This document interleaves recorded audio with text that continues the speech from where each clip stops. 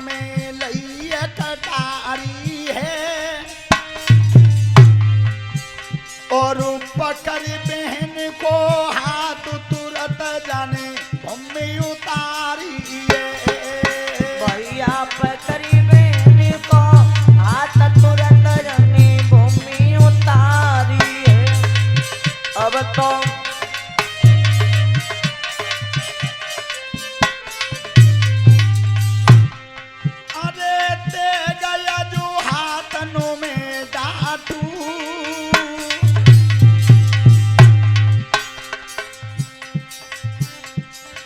पेड़ पे फलू लगी जाए ताई में नीचे ते काटू।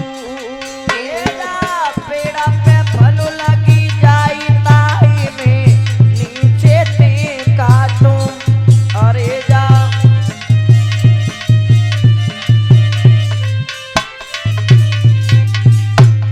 जमुना जी की पार पात यजुय धर्म की होई सोई जुड़ गए दोनों हाथ कोच में कह गए बहनोई। भैया जुड़े दोनों हाथ कोच में कह रहे बहनोई। अब तो जुड़ गए दोनों हाथ कोच में। महाराज ठहर जाओ, आकाशवाणी ने यही तो कहा है क्या तुम्हारी बहन के संतान जन्मेगी वो तुम्हारा काल बनेगी। अब जी बहन तो नहीं बनेगी तो मैं तुम्हें एक वचन दे रहा हूं।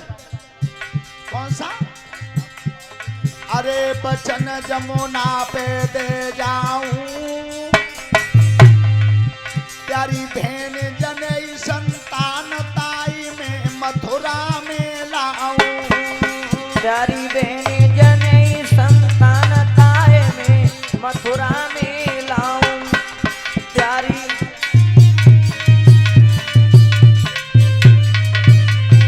मैं वादा करता हूं कि तुम्हारी बहन के जो संतान होगी उसे मैं लेकर के मथुरा में आ जाऊंगा।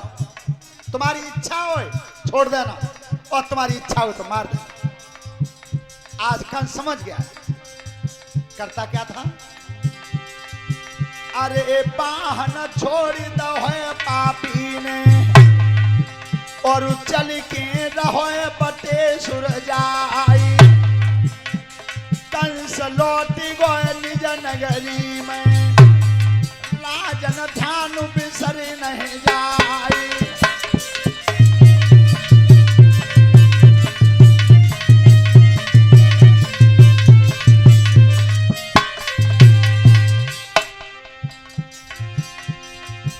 साधु ने कथा सुनाई है तब ध्यान करे कुरराई है।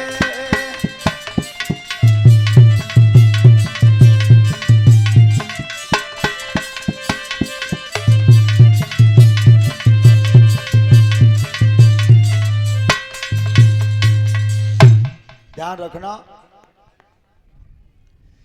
तो आज कंस ने वो रथ छोड़ दिया, बटेश्वर के लिए चला गया।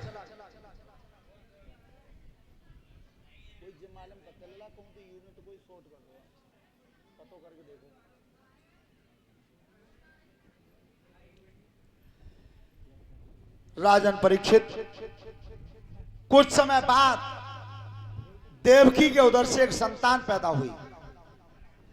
देवकी के उधर से एक संतान पैदा हुई तो देवकी मैया ने तो खुशी मनाई कि लाला भयो है।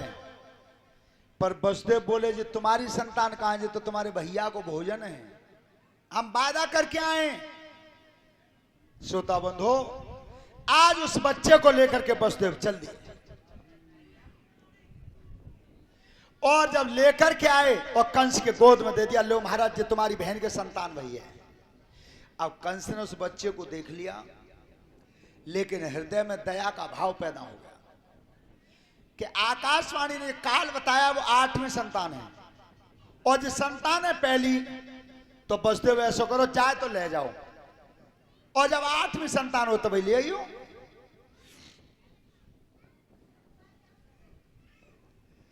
श्रोता बंधो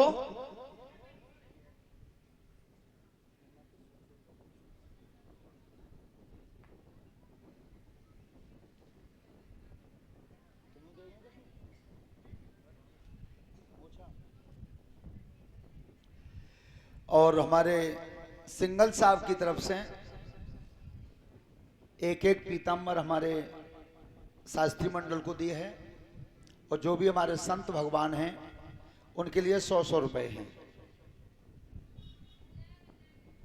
परीक्षित जी, वो कहा लगी तुम डिब्बा माओ देख रहे, जो डिब्बा में लोग आता है माओ। अब इन्हें जी लग रही कि उनने सिंगल साहब ने बिच्चू हमें तो दो ओछा, और जब डिब्बा में कोई बड़ी चीज है तो ऐसो कर लियो, बदल लियो। सही है। हाँ, ध्यान रखना उस समय आज वो पापी कंस बैठा हुआ था आसन पे, और जब लेकर के गए ले महाराज जी तुम्हारी बहन के संतान वही है, तो कंस का भाव बदल गया और उस बच्चे को लौटा दिया। और उस समय देवता विचार करते हैं कि अगर कंस के हृदय में दया का भाव पैदा हो रहा है, बैठो ना जावे, कुर्सी पे ही बैठ लो, परेशानी लगाई बैठो। ध्यान रखना,